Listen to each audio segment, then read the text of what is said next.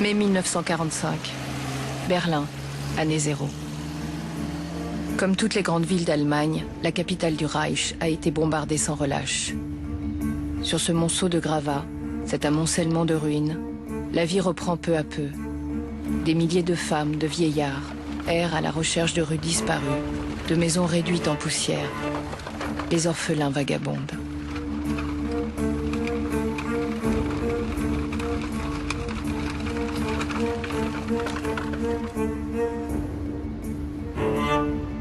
Les Berlinois ressortent des caves, cherchent de l'eau, à manger. Les Russes qui ont conquis la ville règnent en maîtres. En quelques jours, ils impriment leur marque.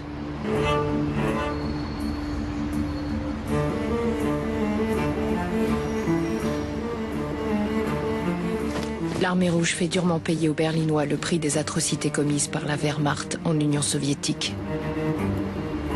Dans l'Allemagne conquise, les femmes sont violées. Près de 100 000 rien qu'à Berlin dans les premières semaines. La loi du talion s'applique avec toute sa rigueur.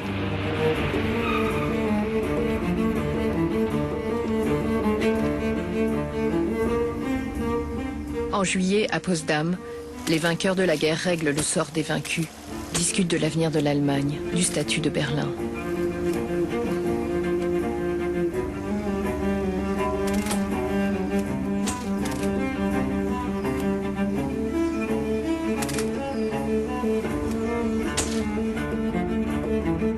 Conformément à ces accords, les troupes américaines, anglaises et françaises prennent possession de leurs secteurs respectifs dans Berlin.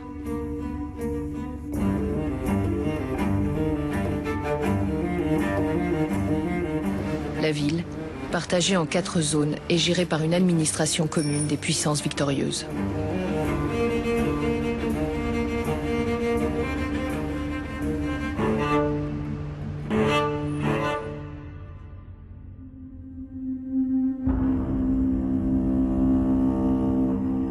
Berlin a été détruite à 50%. Des quartiers entiers ont été anéantis. Les femmes sont réquisitionnées pour déblayer ces montagnes de décombres. Les habitants souffrent de pénurie, manquent de tout. Berlin a faim. La ration quotidienne est de 800 calories. Chiffre qui éclaire de manière lugubre cette plaisanterie allemande d'avant la capitulation du Reich.